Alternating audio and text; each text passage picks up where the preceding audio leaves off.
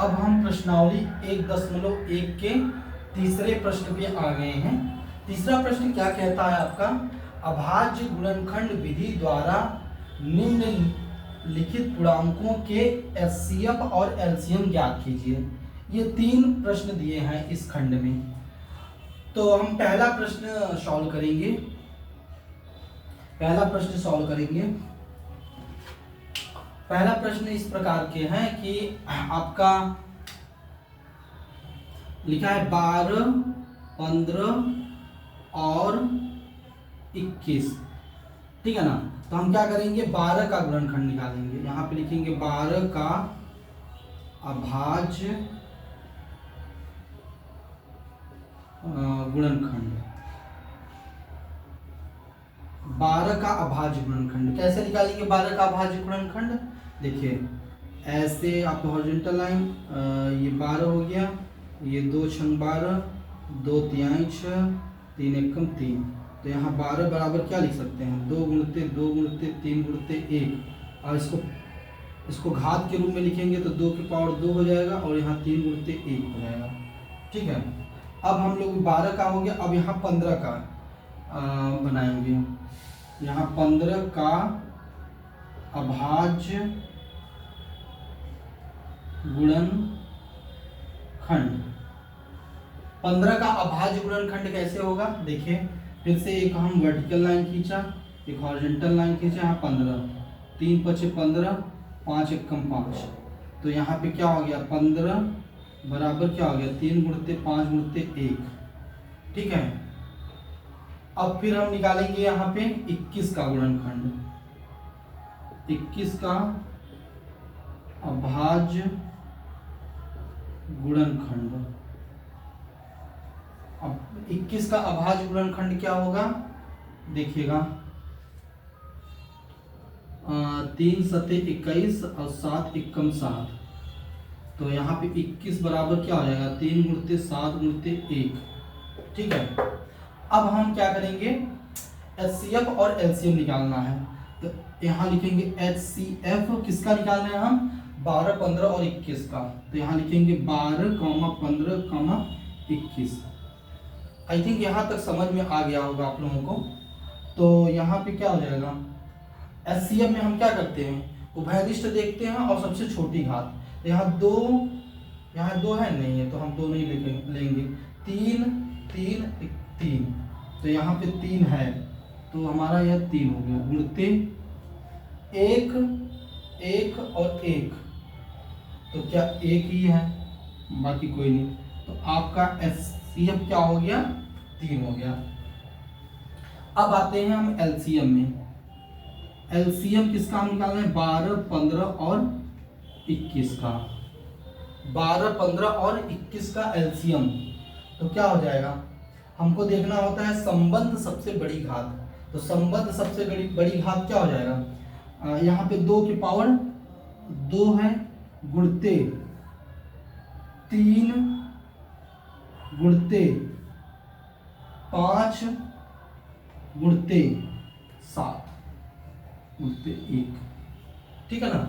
2 की पावर 2, क्योंकि सबसे बड़ी घात फिर 3 में एक ही घात है सभी में, और 5 यहाँ है और यहाँ 7 है। इसको आप गुणा करेंगे तो क्या हो गया, 4 गुणते 3 गुणते 5 सते 35 गुणते 1, 4 ते 12 गुणते 35। इसको गुणा करेंगे तो आपको मिलेगा 420। तो आपका ये एलसीएम हो गया, ठीक है।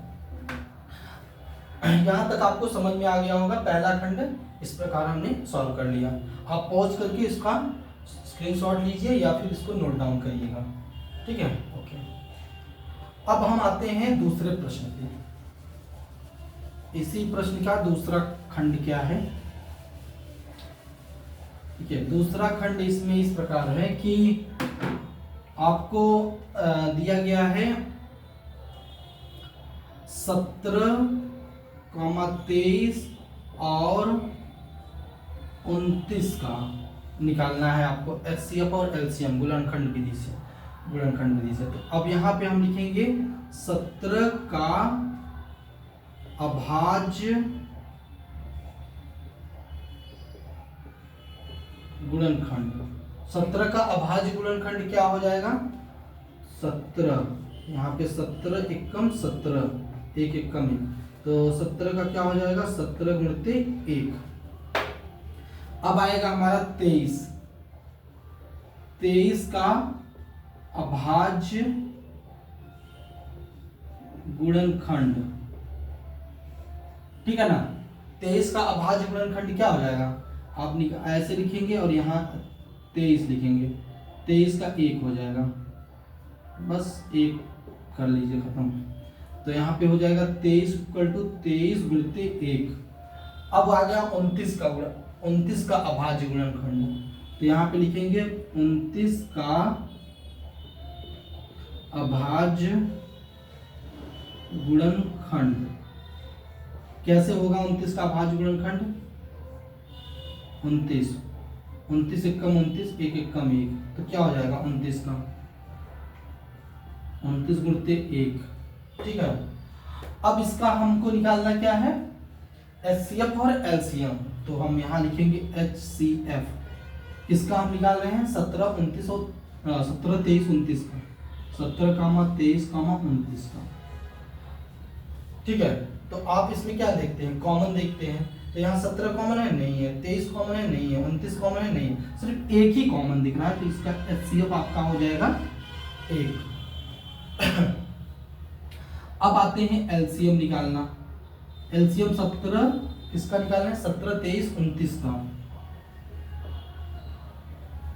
17, 23, 29 का LCM निकालेंगे, तो क्या हो जाएगा इसका? तो संबद्ध सारे गुणनखंड हमको लिखने हैं, तो 17 भी लिखा मैंने, गुणते 23 भी लिखा हमने, गुणते 29 भी लिखा हमने, और 1 भी है, ठीक है ना। यहाँ तक समझ में आ गया होगा।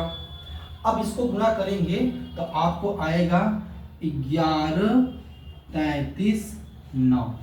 इसको आप चेक कर लीजिएगा, यही आएगा गुणनखंड करने पे, गुणा करने पे, ठीक है। तो ये भी प्रश्न आपका सॉल्व हो गया। आप इसको पॉज करेंगे और नोट डाउन करेंगे या फिर स्क्रीनशॉट लेंगे, ठीक है। अब हम इसी का तीसरा पार्ट पे आ गए हैं। तीसरा पार्ट क्या है देखिएगा। तीसरा पार्ट इस प्रकार है कि दिया गया है तीसरा प्रश्न कि आपको निकालना है 8 का, यहाँ 9 है और यहाँ पे दिया है 25, ठीक है ना। इसका हमको HCM निकालना है और LCM निकालना है, लेकिन विधि कौन सी होनी चाहिए? अभाज्य गुणनखंड विधि से निकालना है। तो हम कैसे निकालेंगे? वेरी सिंपल क्वेश्चन है। तो फिर हम निकालेंगे 8 का अभाज्य गुणनखंड। 8 का अभाज्य गुणनखंड निकालेंगे तो कैसे निकालेंगे? इजी है। 8 लिखा यहाँ, 2 चौका 8, फिर यहाँ लिखा 2 दूना 4, यहाँ 2 एकम 2, तो 8 को लिखेंगे 2 गुणते 2 गुणते 2 गुणते 1, या इसको 2 की पावर 3 गुणते 1 लिख सकते हैं, ठीक है। यहाँ तक समझ में आ गया होगा। फिर हम 9 का लिखेंगे, 9 का अभाज्य गुणनखंड। 9 का अभाज्य गुणनखंड क्या हो जाएगा? देखिए, आप फिर से एक वर्टिकल लाइन खींचेंगे, हॉरिजॉन्टल लाइन खींचेंगे, 3 लिखेंगे, 3 से भाग देंगे तो 3 बार जाएगा, 3 त्रिका 9 हो जाएगा, 3 एकम 3, ठीक है। तो आपका क्या हो जाएगा? 9 बराबर हो जाएगा 3 गुणते 3 गुणते 1। यहाँ तक कोई डाउट नहीं होना चाहिए अगर आप ध्यान पूर्वक देख रहे होंगे तो यहाँ पे हो जाएगा 3 के पावर 2 इंटू 1। अब हम निकालेंगे 25 का गुणनखंड। यहाँ लिखेंगे 25 का गुणनखंड। 25 का गुणनखंड क्या हो जाएगा? देखो 25 लिखा है यहाँ, 5 पचा 25 और 5 एकम 5, तो यहाँ 25 बराबर हो गया 5 गुणते 5 गुणते 1, या फिर 5 पावर 2 गुणते 1, ठीक है। यहाँ तक समझ में आ गया होगा। अब हम क्या करेंगे? यहाँ पे निकालेंगे HCF। HCF किसका निकाल रहे हैं? 8, 9, 25 का, 8, 9 और 25 का। HCF में हम आपको पता होना चाहिए कि हमको इसमें उभयनिष्ठ देखना है और सबसे छोटी घात देखना है। तो उभयनिष्ठ तो 2 है क्या? नहीं है। 3 है क्या? नहीं है। 5 है क्या? नहीं। एक ओनली ओभाइनिस्ट दिख रहा है, तो आप इसका आंसर लिखेंगे 1।